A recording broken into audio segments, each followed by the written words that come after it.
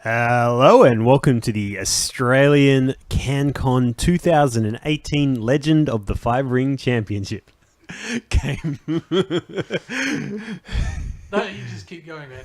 All right. For those, because we're not going to do this again, for those that are wondering what we're giggling about, this is the third time that we've had to record this damn video. It's all my fault. I apologize profusely. Who are we? What are we doing? It is the Hidden City Rollers' absolute pleasure to present this high-quality game of skill for you, the viewing audience. I am Ben, and beside me is my fellow host, Asawa Merlin. And we're here to bring to you this final game between, on the right-hand side, we have Bert, the veteran Lion player, who is bringing a Lion deck with a distinct Dragon Splash. And then on the left-hand side, we've got Chris Enns, who is playing Crab, and he has a Scorpion Splash, a little bit of a Dishonor version of Crab. Yep. Playing Crab, Scorpion Splash, which I think it's the cool deck to be playing as Crab now. I heard a lot of players are still playing Unicorn Crab, but I think I like this deck a bit better. Yeah, I think it's a great deck. Probably a little bit about the tournament first. It's held in Canberra, and it was on Australia Day, or rough around that time, January 26th, in 2018, which is just after the first arc. So the Imperial Cycle had been completely released for L5R, and it was the first national event for the Australian L5R scene, or the LCG scene at least. So it's this big, exciting event. There was about 30 people there, which is decent for a Canberra-based event.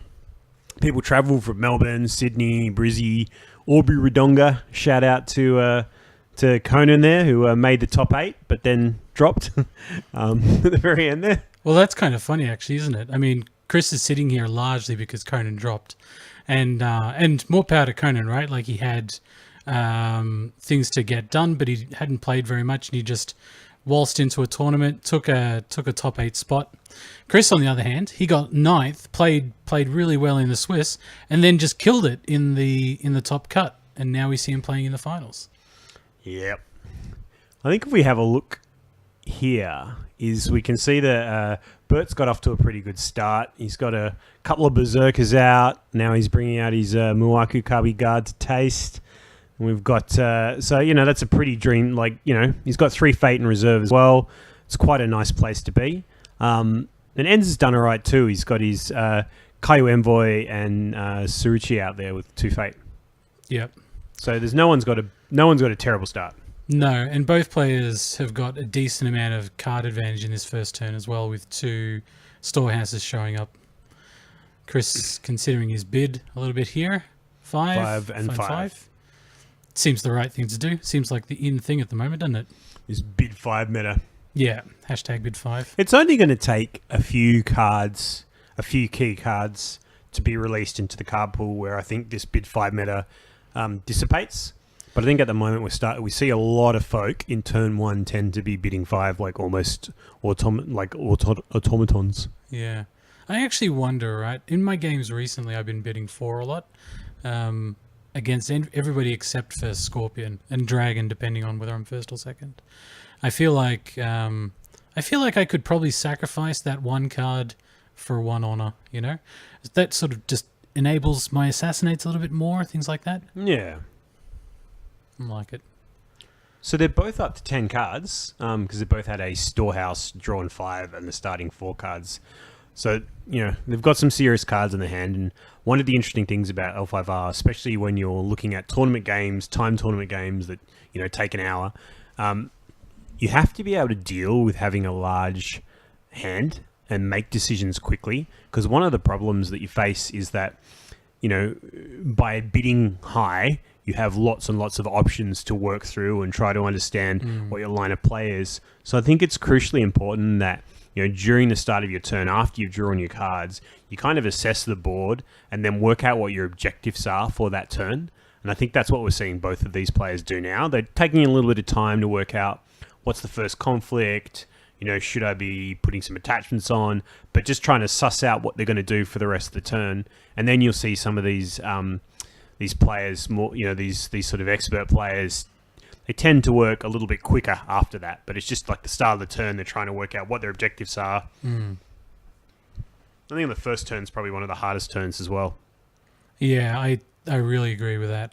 I think I don't know about you actually. Maybe you can tell me, but I tend to have exactly one goal for my first turn, whether that's flip up the opponent's provinces or make the opponent spend cards or end the turn with more fate or get the favor or whatever. It's usually just one thing, because there's not really a lot to do. There's not a lot. I mean, you got lots of cards in your hand, but you're not getting fate from anywhere. You really got to make this first turn as economic as possible. I totally agree, and I think a lot of players tend to just use too many resources on turn one. I think sometimes there's definitely a case to be made, especially like if you're playing Lion, is Lion are very aggressive, and if you've got 3 of these little bullies out there, is you're really desperately trying to take a province, and it's okay to use a bunch of cards if your goal is to take a province. It's heartbreaking if you don't, but for a lot of other clans, and Crab, if I'm in end spot here, I'm just trying to explore, trying to flip up a few provinces, see what's there. Try and get the opponent to use a few resources whilst I'm conserving mine. Try and win that economic victory for the first turn. Yeah. I was just thinking about cards and how efficient the Lion are at not spending cards and still winning military conflicts. Yeah, I mean, with the Stronghold, and I think that's the reason why to go wide and use a lot of those winnies on first turn. I mean, everybody loves the Lion Prize Boar first turn. No one can complain about that. But sometimes having those 3 wieners out is so much more efficient, because you've got 7 military force on the table, turns to 10 box. That's a lot of force with 0 cards. Well, this is an interesting turn of play, actually. So we've seen Chris attack in with the Ring of Void into Feast or Famine. And Bert... Can't remember the players' names, man. Bert has played a sword to try and force the envoy to break the Feast or Famine, which would be terrible, right? 2 fate would immediately come off of that defender, and Bert has got a person without fate, so it would be terrible. Okay, Way of the Crab. Now this is really interesting. Enzi is that desperate not to give up that 2 fate to Saruchi, that he's using Way of the Crab to blow his own guy up. It's a crazy line of play, but it actually makes sense. The only thing that I would consider is Funeral Pyre the way to go instead. I wonder if he's got another a skirmisher or something in hand that he might want to Funeral Pyre a bit later. Yeah, that would be quite a surprise. Yeah, because if you did Way of the Crab now, you're forcing away one of Bert's characters early. Whereas if which you makes Way sense. the Crab a bit later, I don't know. Don't know what's going through their heads, but some complicated play. They're both... both of these guys played a lot of the old L5R game, which is not necessarily it doesn't have a direct translation to this game in terms of the skill set. I think the AGOT LCG is probably a little bit closer, which Bert played a lot of and was has won many tournaments before. But they're both very good card players. Forget about the whatever game it is. They're both very good card players. So there's a good match of wits here, I would say. It's a very exciting game between these 2 players. All right, first set. Ring of Void, a very popular ring in turn 1. Is that a manicured? I think that's a manicured. Yes, yeah, and I believe that it is. It's hard to see, but I feel like, having watched this game for about 3 hours now, that it is indeed a manicure garden. Check out Loot Master Bert with his metal D20s. He loves them. They've actually got quite a heft to them, quite a weight. Yeah, I really like those dice, and they've shown up really nice on the stream, so I'm pretty happy with that. Do you think there's a psychological edge that he chose the gold one instead of the silver? He's like, I've got the gold medal of dice. I don't think Chris cares one way or the other, but I think maybe it just gives Bert that. It's like a battle standard or something. I don't know. Seems like a very Lion thing to do. Prideful. So Chris has used his manicured garden as his first action. I guess Bert passed or did something. Watch Commander. And the Watch Commander's come out. So he's paid one for the Watch Commander. He's paid another one to kick the Watch Commander into gear. Sorry, And the Bunzai. Berserk, the Bunzai. Just can't remember the name of shit today. So these dice, I found they're actually very useful for just quickly keeping track of force totals. Because otherwise what tends to happen is games get slow. Like, if you look at an hour, you lose time for so many little things, and you kind of die a death of 1,000 cuts unless you get the game moving. And I think that having the dice just speeds things up, so you don't constantly have to ask someone after every turn, what's your skill total? What's your skill total? Although if we were playing properly, after every player played an action, they would announce their skill total. It sounds like a drag. It's a bit like the resolution sort of cleanup steps. Even in conflicts, people just assume the order of effects and the order of events. But in a tournament play like this, it's really important. It's really important. I agree, and I tend to think that here we're being shown what's there. 2 for Greater Glories, Miramato's Fury, Assassinate. You've got Master of the Spear, all sorts of goodies in there. I think there was a Legion of One there as well, or that might have been a Way of the Lion, actually. I'm not sure. Could have been either. What are you getting rid of here? Are you getting rid of for Greater Glory? Yeah, I mean... Even though there's 2? There is 2 there. Generally speaking, when you see 2 cards, and I think that was the correct choice, is generally speaking, when you see 2 cards, you go, well, it's a 2 of, so it's not worth getting rid of it. But the thing is, in this matchup, there was plenty of force pumps there, but basically Bert's hand was a bunch of ways to win a military conflict and 2 for Greater Glories. Right? So he's going to win those military conflicts, at least early on, with that sort of hand. And I think long term, there's a devastation factor to all 3 for Greater Glories or 2 for Greater Glories going on. And I think Chris's deck tends to be a bit of a grindy deck. He's in it for the long haul. He's not going to win in 2 turns or 3 turns. It's going to take him 5 or 6 turns to win. So I think that the for Greater Glories represent a far greater threat than potentially just losing a early province due to a military conflict. That's my opinion anyway. You know what? I think I agree. And 1 less for Greater Glory is never a bad thing, right? No, it's never ever. It's a very, very strong card. Yeah, and in this situation as well. I mean, for Greater Glory is great when you can pay low for your characters and then pay 1, and it sort of has this really big economic advantage, but also tempo advantage because these characters stay around. We probably just noticed that there was a very, very large weapon. Jade Tetsubo. Jade Tetsubo has hit the table. You don't see... Crab Club Subo. Are we seeing that more often now? Jade Tetsubo? Yeah. I don't know. I don't think it's a particularly good card, especially in the current environment where economy is really important. You don't really have a lot of cards that generate economy for you. So it's a very expensive card to play. I don't mind like 1 of in a crab deck. I think that can be a subtle like ace in the hole. I think that I would be questioning deck choices if you start to see people running 3 of them and maybe complementing it with 3 pit traps. I think there's probably better things to spend your fate on. Yeah. But having 1, you know what? Like I think sometimes when you see a 3 fate, 3 fate key character, Lion's Pride Brawler, or in this sort of matchup, or a Boyushi Kachiko in a Scorpion matchup, like I think it can actually have a legitimate purpose. Can I share something with you? Sure. One of my pet peeves is when other players start messing with my cards. Oh, and Bert is a constant card messer. Yeah, I think he's just really excited and he really wants to get to the next He's so pumped. He has so much energy just waiting to play cards. He just can't wait. It is the crazy amount of Red Bull that he drinks, I think. I'm pretty sure he's sponsored. He's sponsored by Red Bull, I'm sure.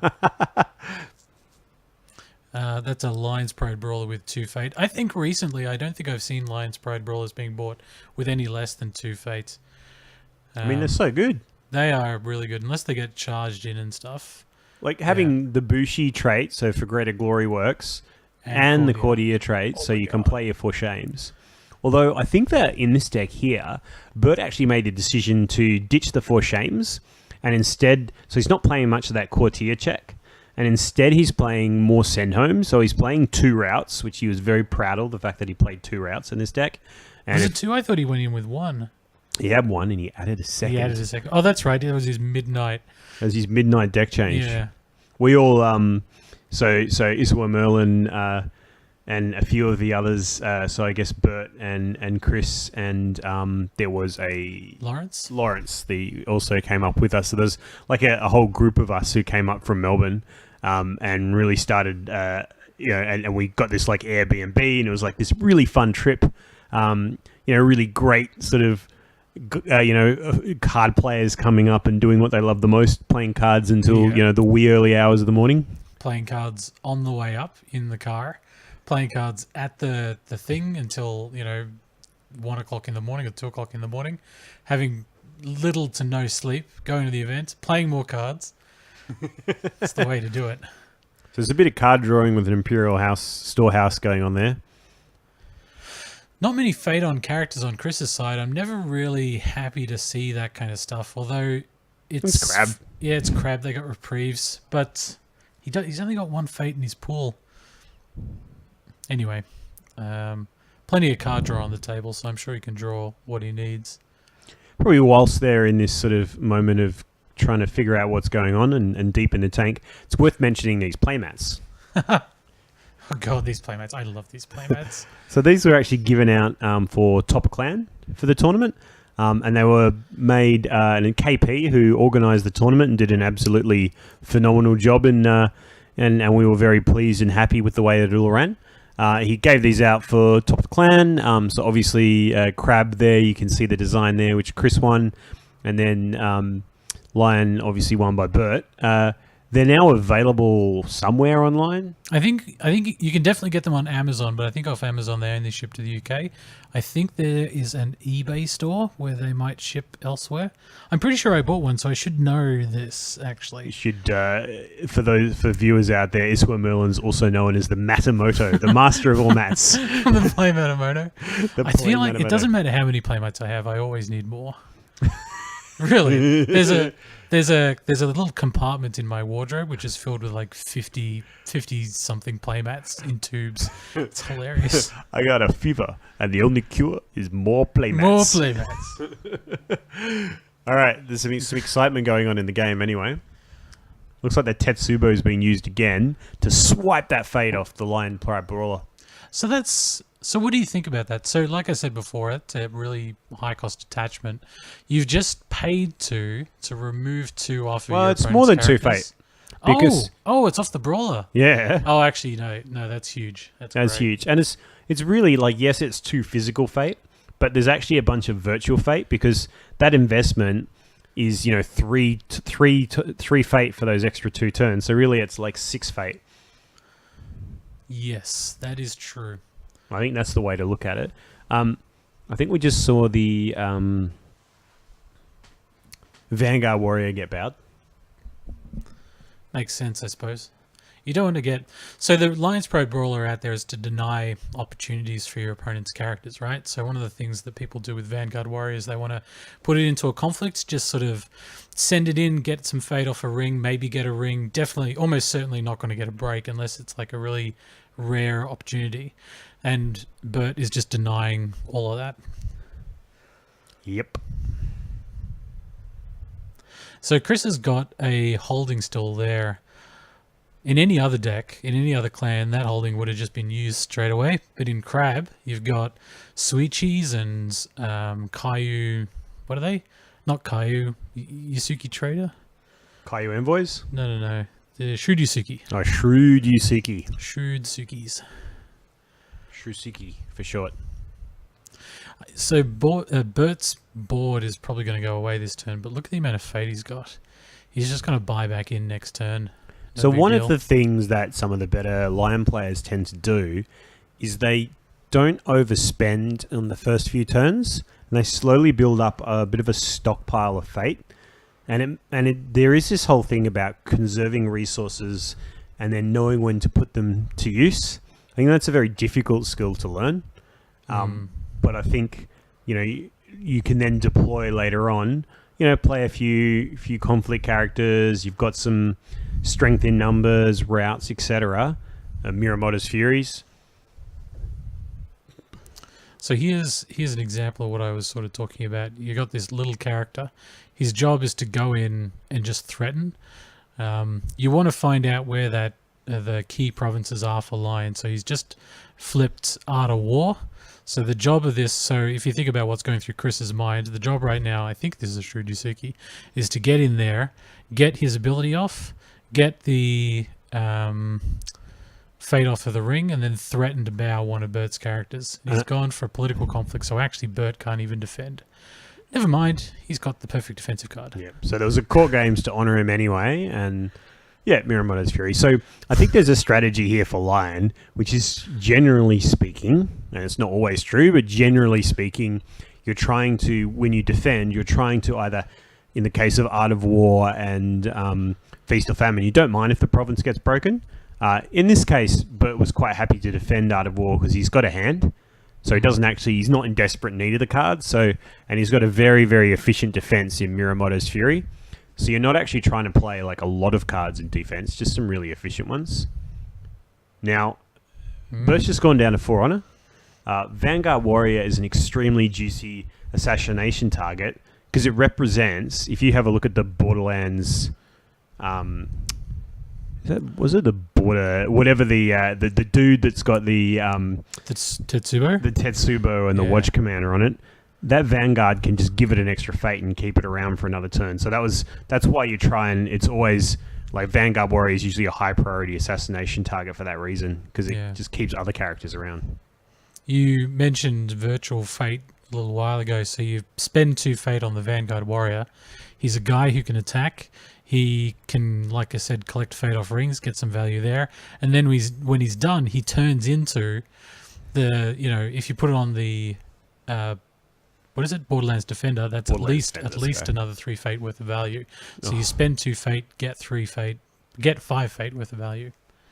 Yeah, and I think a large part of Chris's strategy here, his overall game plan, is the way that he will win, is that he presses lots and lots of little edges. So it's trying to make sure that his Shrewd Yusukis, he gets full usage out of them to make sure he's always got cards in his hand and he doesn't necessarily have to bid high. It's making sure that he can grab the fate. There's a lot of these little edges there, keeping his characters around for a few extra turns that make his board position threatening. Yep, I agree completely. It is a bit of a shame that Chris had to spend so much on that attack. Yeah. He put in a Huruma Ambusher into that one, who's just going to go at the end of the turn.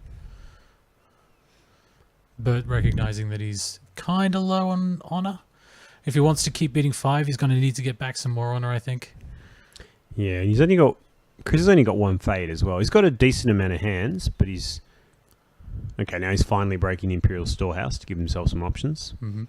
And there's also, there's another reason why the Imperial Storehouse as a first defensive action is not bad, because you're actually saying, hey, Bert, spend a resource, spend something, and you're trying to really, again, it's one of those little minor edges, and Bert didn't necessarily need to get the Honor General out. He could have used the box there and got just as much force. So actually, he already had the force with the Imperial Favor.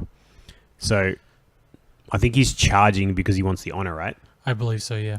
Yeah, it's for the honor. Charge becomes a very versatile card depending on the makeup of your Dynasty deck. So if you've got guides that have got Pride, it basically turns into a spend 1 card and a Fate to get some honor. Or if you've got Mere Mystics and things like that, it turns into a Let Go, something like that. Yeah, it makes sense. I think, yeah, for sure. And Blinken, you missed it, but there was a reprieve that very, very, very briefly hit the table, and then it was let go. Like, I don't think it actually hit the table before it was let go. Yeah, I think reprieve's a very high priority target for let go. Yeah. The interesting thing to me is, why is it played now? I don't really know. There's the FGG from the turn earlier, so Province is breaking clearly. So that for Greater Glory is actually very, very critical because without that, Bert loses that board, and I think Chris can start dominating. And that was why it was, even though there was 2 for Greater Glories, you need to get rid of 1 Oh, Bert's very, very excited now. He's wringing his hands. He's very animated. This is when Bert goes through the framework steps, I think. He's like, Yeah. right, you've got the Imperial Favor, I've got this much glory, take some fed off rings. Everybody quiet, everyone. Everyone quiet down. Look at me. Time for... Fate phase. People without fate leave the table. People Time with to fate run lose their through the fates. structure. First player first. You see how he's doing his first, and then Chris will have his opportunity to do the same thing. This can actually get quite important in a game. If you're down at like 1 honor, it matters a lot whose characters leave play first. Yeah, and actually I've been watching a few of the Jigaku like online global Discord games, and a few of them have actually come down to like the victory condition has been both players will lose due to dishonor at the end of the turn because their characters are dishonored, but whoever was first, their characters leave play first. Yeah. Actually, that was the Chris Potter versus somebody else versus Weirden, was it? Wyden, yeah. Wyden? Who's an amazing player as well. That was a great game. Everybody should go watch that.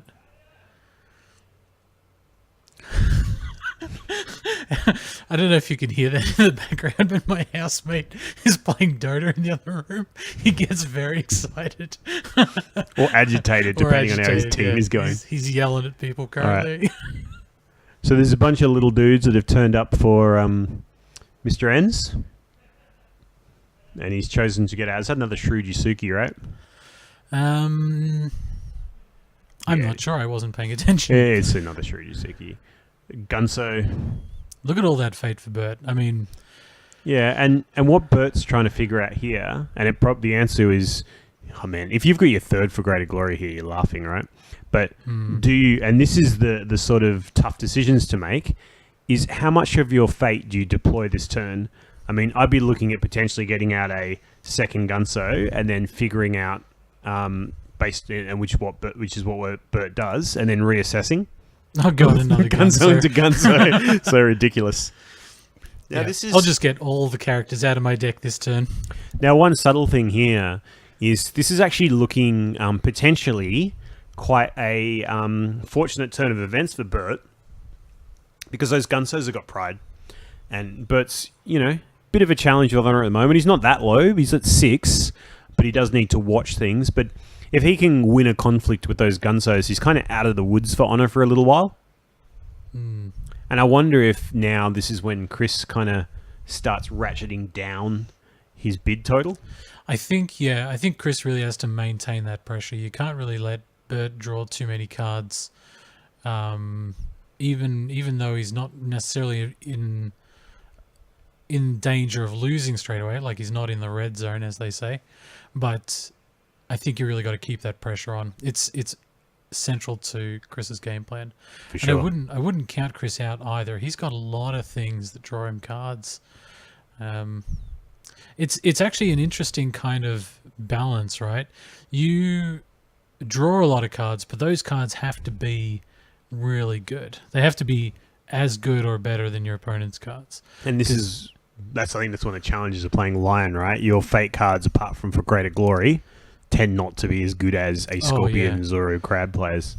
But there is a lot of overlap, isn't there? They basically do one thing. They all give you force bonuses. Force bonuses or fate. Yeah.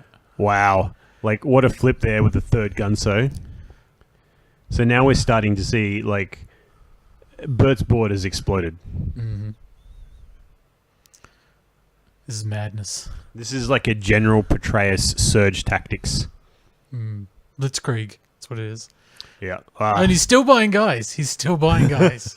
Shout out to General Petraeus. I dare you to weigh the crab me. Weigh the crab me right now, please. Yeah, this is where Way of the Crab isn't necessarily as valuable. The only way it could be worse if that keeper was out. Clapping his hands, moving on to the next phase. Oh dear. One card for Bert. That's the way. Keep that pressure up.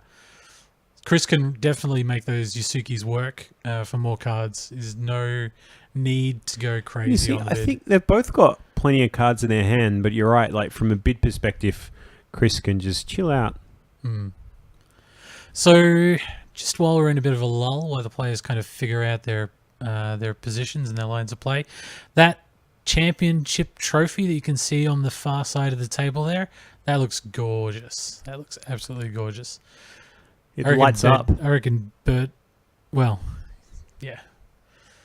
Both players have to be covered in that trophy. I think so. It is a nightlight as well, right? Like it lights up. You can turn it on and off. You stick it next to your bed. Set an alarm. Make it flash in the morning.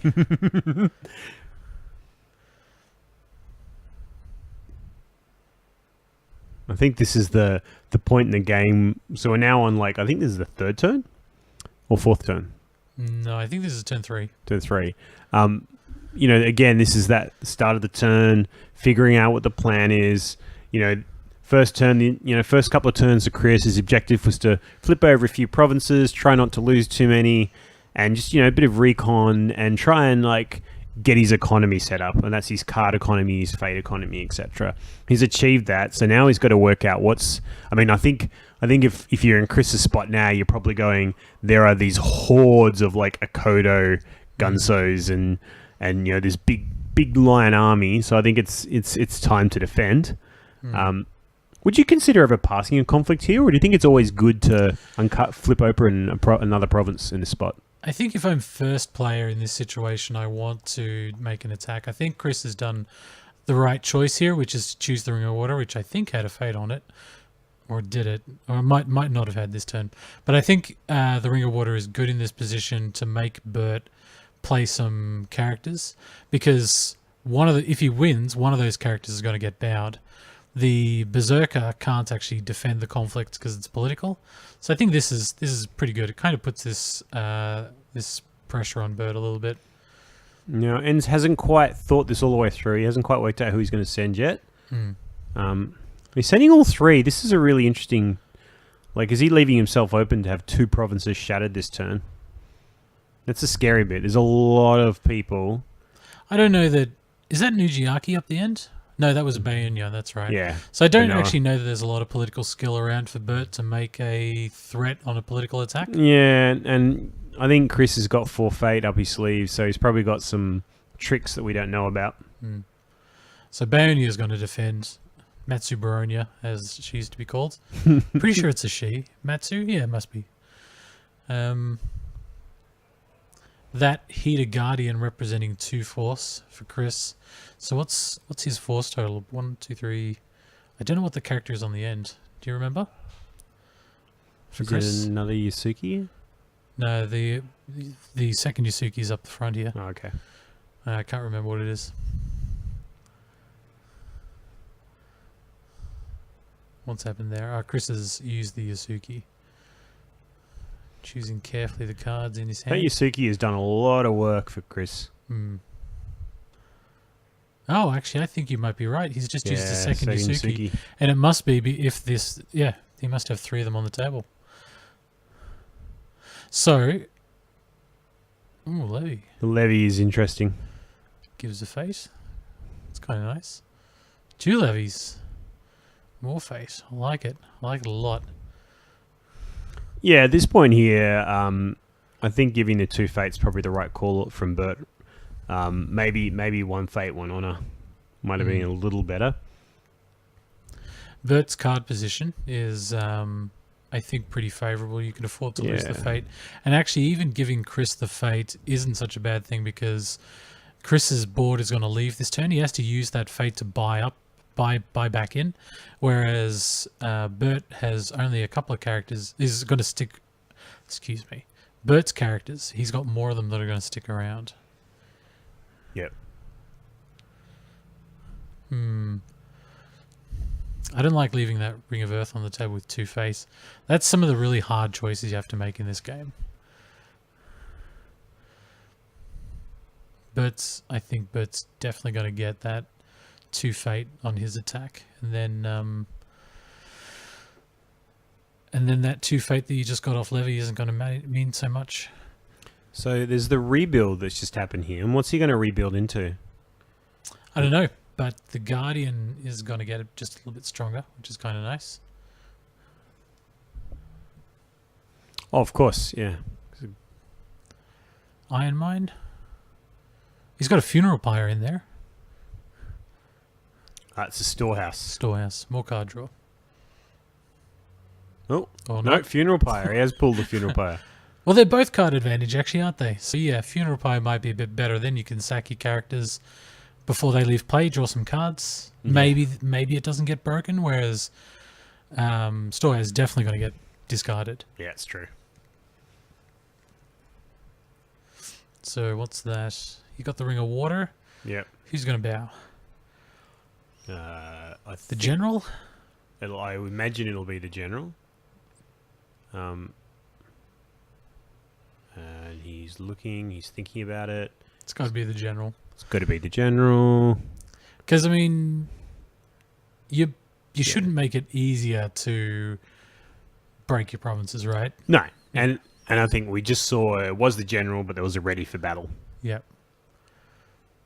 Damn good card. Ready for battle. Yeah. The fact that not very many cards interact with ring effects. That one does, which I think makes it particularly good, as opposed to something like a Against the Waves or a what's the dragon one? Indomitable Will. Indomitable Will, yeah. Okay, so Bert's going for Earth because he just grabbed the fate off of it. I'd be looking at trying to take out, if I'm choosing a province to take out here, I'd probably be looking at the Iron Mine, I would imagine. The Iron Mine, yeah. Yeah, just trying to make sure that you're staying on top of your board, from a board position. Yeah. Yep. Because the Iron Mine won't, like, the Funeral Pyre would almost certainly get used no matter what if you attacked it, whereas the Iron Mine can't get used if it gets discarded as a result of an attack. So I think that's a pilgrimage, is it? I actually don't know. It's a very small title.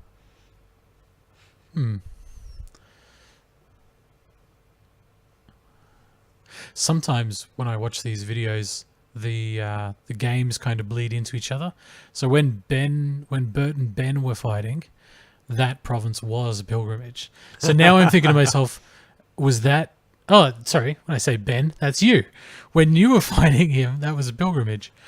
And now I'm thinking, was that in the game against you, or was that in the game against, or is that in this game? Yes, I went down in the semis to Bert. Congratulations, by the way. Semi-finals is pretty damn good. Yeah, it was a good tournament. I enjoyed it. Oh, I had a lot of fun. Tough. A lot of fun. Hats off to KP. And Capital Games, who are the sponsor. Yes, definitely. Capital Games. You guys got so much value. We talk about value in the game. You got value out of this tournament with like prize vouchers and play mats and all sorts of cool stuff. I didn't get a playmat. Oh, you didn't get a playmat. You are forever locked out of that achievement. Yes. Did not get a playmat. We saw another Shrudisuki get used in there. So that's all three Shudisukis getting used. I like the amount of cards that it's gotten him. He's really had the opportunity to craft his hand, hasn't he? Yeah, absolutely. Like being able to draw two, choose one. And knowing what's at the bottom of his deck as well means that he can kind of think about when he draws what he's likely to still see. Mm-hmm. Now that's like getting rid of the Gifted Tactician is actually a pretty decent target because a Gifted Tactician draws cards, more card advantage is a problem. Yeah, I think if you let the Gifted Tactician get a couple of effects off, you're undoing the work that you've been trying to do in the draw phase. Was that a 4? Oh, Fate Worse Than Death? Fate Worse Than Death. I love watching Fate Worse Than Death and Crab. I think it's fantastic. What do you say? Eat bees. Yeah. To the apiary. I heard the Irish guys say, get thrown down a well. I'm going to send the honoured general down a well.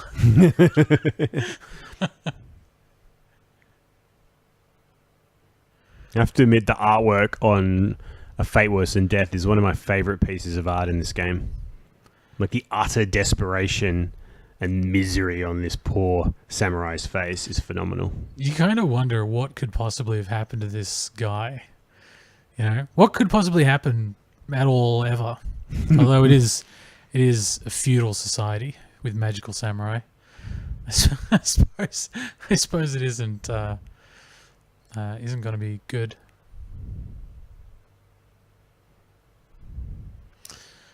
It's been a while since anything's happened. Both players. Well, seem to it's just the be. shock of the 4 fate investment in a fate worse than death. Well, that was Chris's play, though, right? I think it's Chris's turn. Bert doesn't strike me as someone who's. So we're on hanging 6v1s. So the think of province ace. is still being taken at this point. This is a time game as well.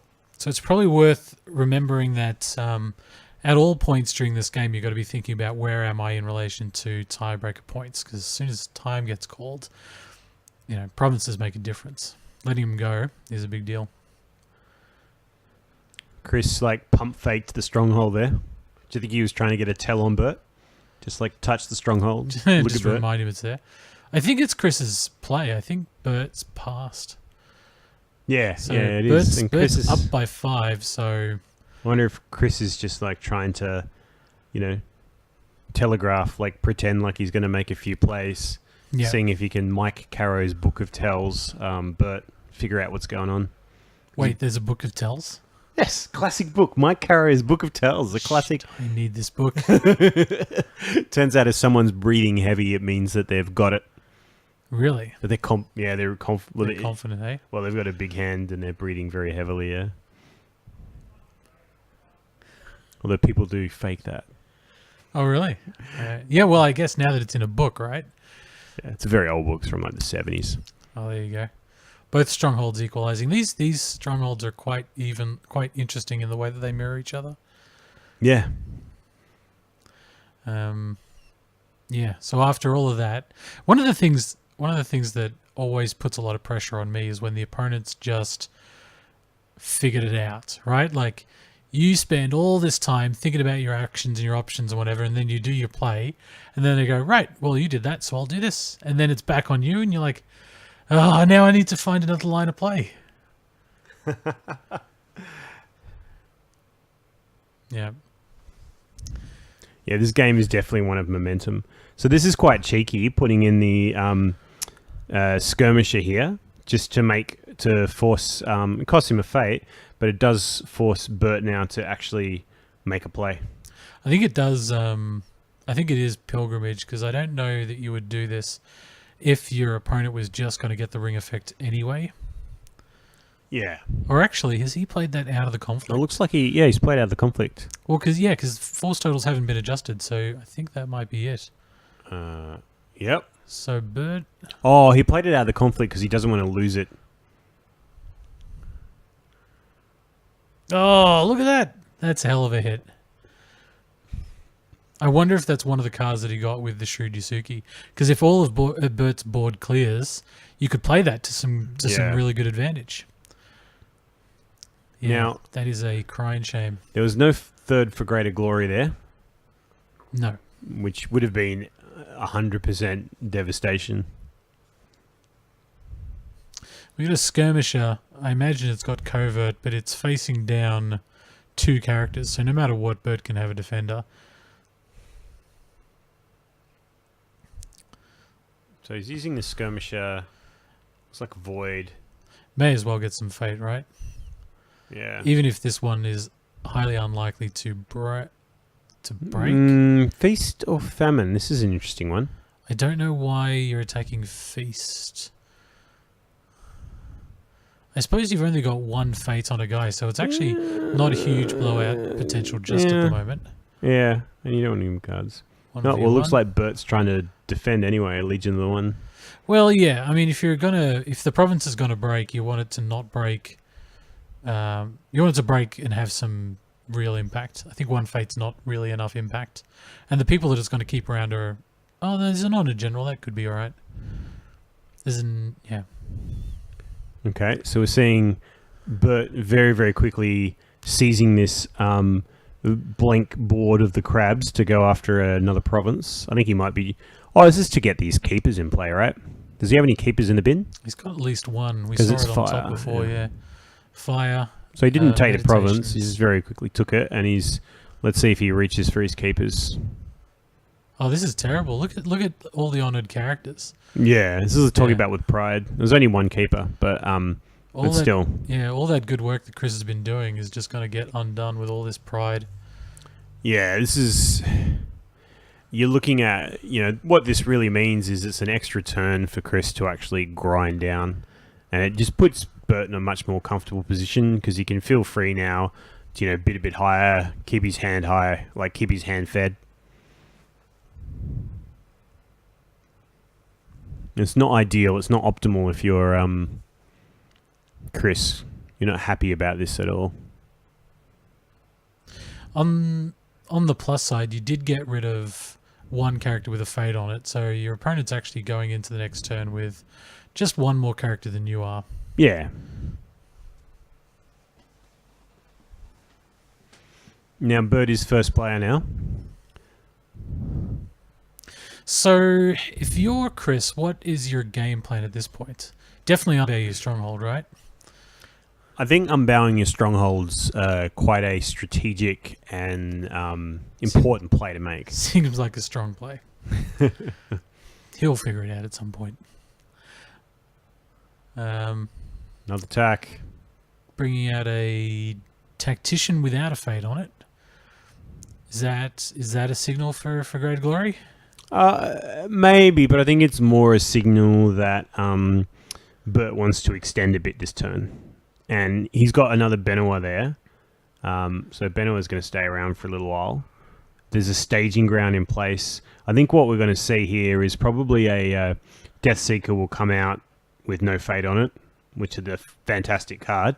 Then we'll staging ground for 2. And I think what Bert's really looking for here is to see if he can pick up a Spirit Caller. That's probably actually a smarter idea. I think Bert's actually a better line of play than what I suggested. By just getting the fade on the Benoit, then you've got a better chance of figuring out what you're going to do with the rest of your fate in case you pick up something a bit expensive for Toreadory flips. Yeah, that's a good point. But as it is, bunch of guys out, still 4 fate to go, which gives Bert now a little bit of a fate sack to spend in one of these conflicts. So we've got 3, and it looks like Chris bid 1. Yep. Yeah, Chris is relentless, actually, I think, with his low bids. Always looking to get some advantage during that phase. I like it. Especially since he's got a Funeral Pyre there, he can draw some cards. Yeah, for sure. I don't think there's Yusuke on the table anymore, is there? They're all gone now. I think that is a Suichi and something else.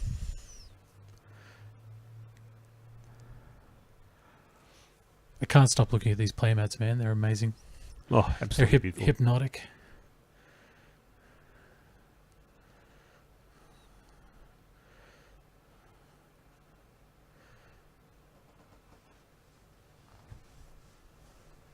I think this is... So, Bert's gone for the Death Seeker with the Ring of Void. I think this is actually a classic move by Bert. Bert does this a lot. He sort of has this Death Seeker who, if it loses a battle, is going to steal some fates. If it wins a battle, it's going to steal some fates. It's like a lose-lose situation. Yeah, I think the way to combat the Death Seeker play, because it's very strong, and it's kind of the way Death Seeker is supposed to be played, the weakness to it is that it's very susceptible to policy debate. Looks like here we're just going to see a fate removed. This is true. Is it 0 politics or 1? 1. It's 1, isn't it? Yeah.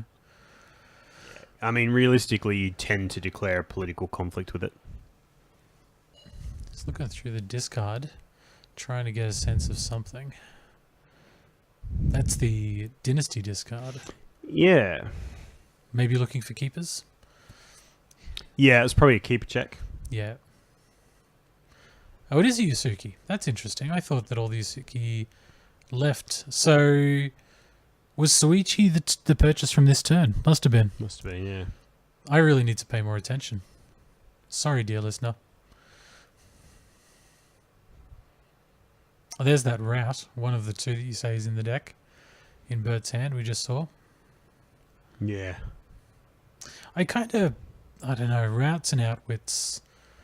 I feel like whenever someone plays one against me, I think to myself, that's a great play of an outwit. That really worked in that situation. But anytime I play them, they feel like that really wasn't as effective as I thought it would be. I mean, they deal I think that where their place is, as it gets closer to final battles, or or even just when there's only a few people in the conflict, is they help you take a province. I think they're best in an aggressive format. I mean, yes, obviously it can be played defensively as well, but I think their most optimal use is when you're trying to take a province. Like, people talk about how it doesn't solve the problem because whoever you send home, you still got to deal with in a subsequent conflict. But the point is, if you're sending them home with the express purpose of taking a province, like if that's going to make the difference, then I think it's an effective card. Yeah, it kind of nullifies the conflict in a lot of ways, doesn't it? So, I mean, is this an example of that? You've basically just had this Yusuke attack into a province. Hasn't really done much except draw some cards. You kind of nullified the attack, didn't you? Yeah, in this case, it's another one of those effective...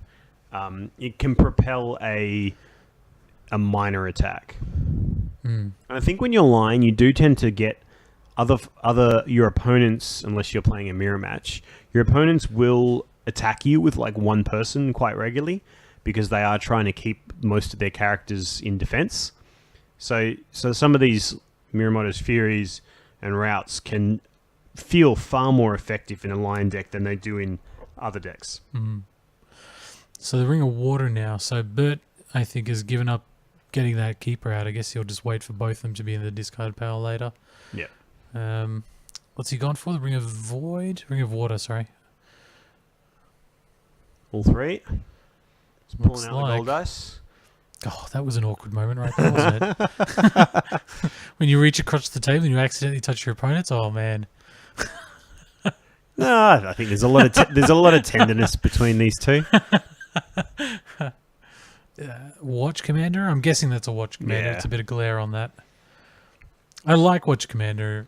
Such a good card. I think so too. Being able to play it natively, just beautiful. So 4 to 10, up by 6. That's quite a lot.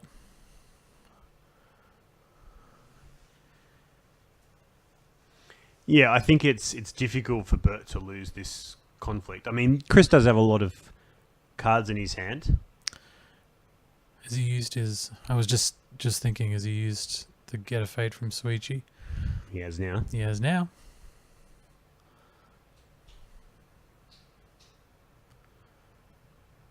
More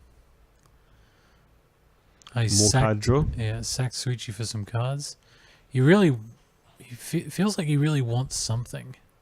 I'm not entirely sure what, though. What's he going for? He uses his box, but that's not going to save the province. Is that Meditations? Has he used Meditations yet?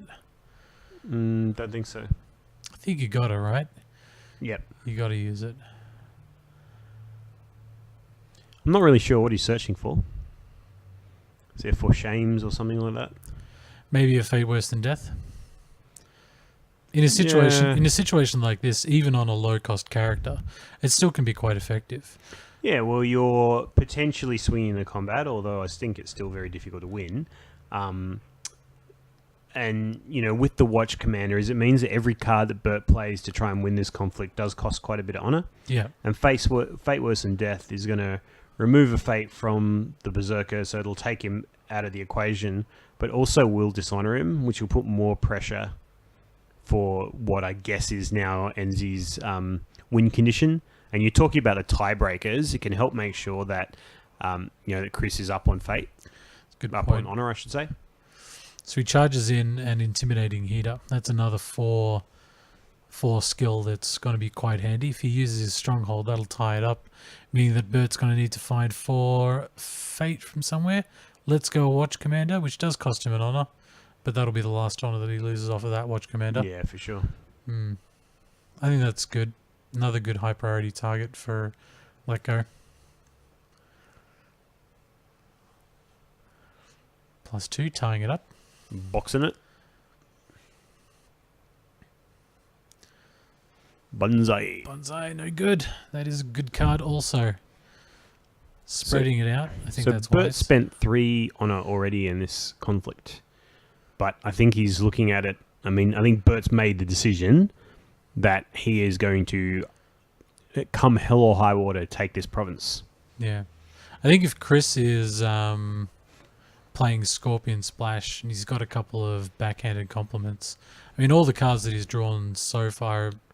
That must be what he's searching for, actually. I think you might be right there. Yeah, because if you just lose another couple of honor, if Bert just loses another couple of honor, it puts you right into the danger zone. And I think maybe that's what Chris is building for. He's building for his finishes. Yeah.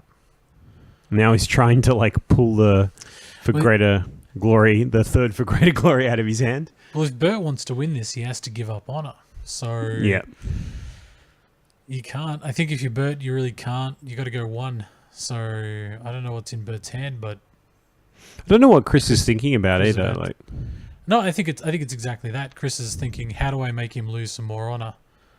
Oh no! Oh, he's had a meltdown. Meltdown. I'm so wrong. Meltdown. What was that?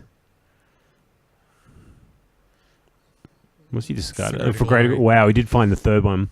Yeah, that's fair enough. Yeah, don't have to worry about that anymore. I think the thing is that if that third for greater glory goes off, you know, that's like Bert's just in such an incredibly strong spot. Mm-hmm. As it is, the province is lost. Bert hasn't for greater glory, so his board will reset at the end of this turn, except for his Matsu Benoit. But Chris is still in a very tough spot now. He's only taken one province, and you know he's down to Bert's now on his box. The good news for Chris is that he's going to be first player next turn. That looks like a 3-cost character with a fate. What cost 3? Oh, unassuming Yojimbo. Of course. Yeah, he's got covert, so he'll covert Matsu Bayonia. If only he didn't bid 1 on policy debate. Yeah, he could go for an air ring right now. Yes, and get 2 honor, play 3 blackmail, backhanded compliments. That is the play right here. Oh, is it a shameful? Oh, it's a pilgrimage. Oh, that's the worst. Oh pilgrimage. Oh dear. Jeez. If I'm Chris, I'm like, yeah, I've got this. This is the plan. I'm going to go for what? Oh my god, it's a pilgrimage. Yeah, sometimes you'd play it with 0 fate on it and you just go feast or famine. Yep. Yeah, so both players just going, well, I guess we both pass now, right? Yep. Yeah. Oh, if he didn't, he would have lost 1 fate.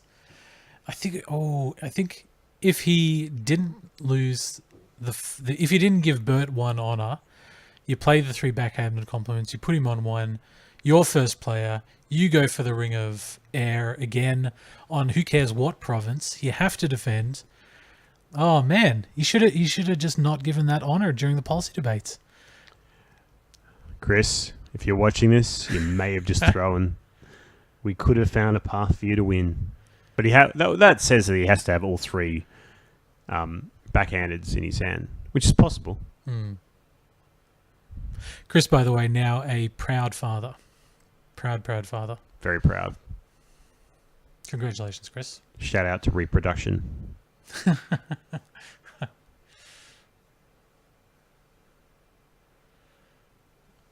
So what do we got on Chris's side? There's not some... Oh, that Berserker's quite nice. I like the Berserker. Come into a couple of conflicts. Bert keeping the pressure on, knows exactly what he's buying. Another keeper. Another keeper for Bert. Keeper's a good card. Oh, it's very, very strong. Like I still think that generally speaking, Seeker has probably got the wood, probably got the edge on the Seeker Keeper Wars because of the having the extra fate is just so extremely strong. Yeah, I agree.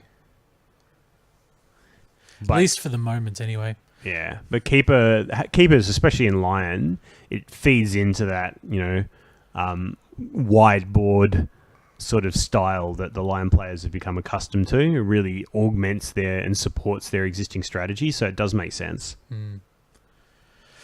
I actually kind of like the position that Bert's in, because if Honor is the line of play for Chris, Bert is looking particularly strong because He's going to use those Moekikabe guards for Pride.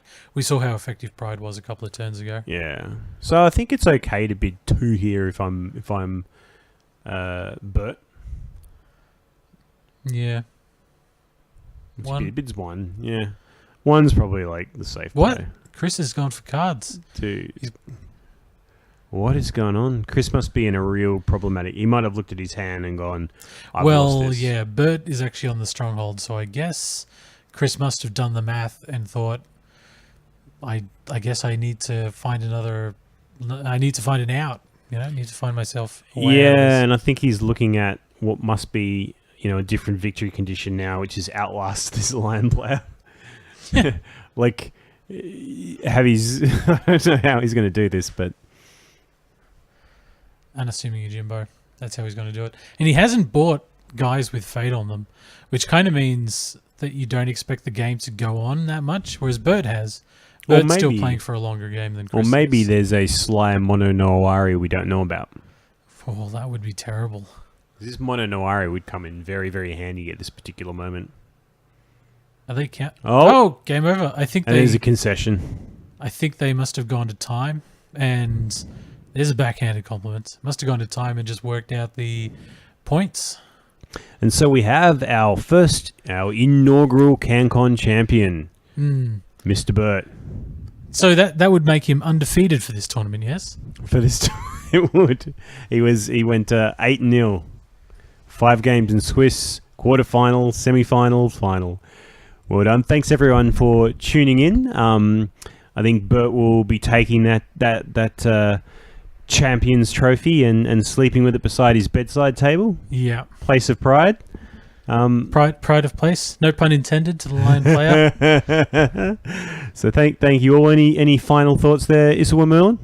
I really enjoyed that game. I really enjoyed the entire event. I'm really hoping that we can get a lot more games and a lot more content of this kind of caliber, for us to commentate. I love doing this kind of stuff. Yeah. That's my final thought. No worries, absolutely. All right, thanks everyone. Until next time, which will be the Australian Discord League, I've been Ben. And this is Sawa Melon. Hooroo. Next time, bye.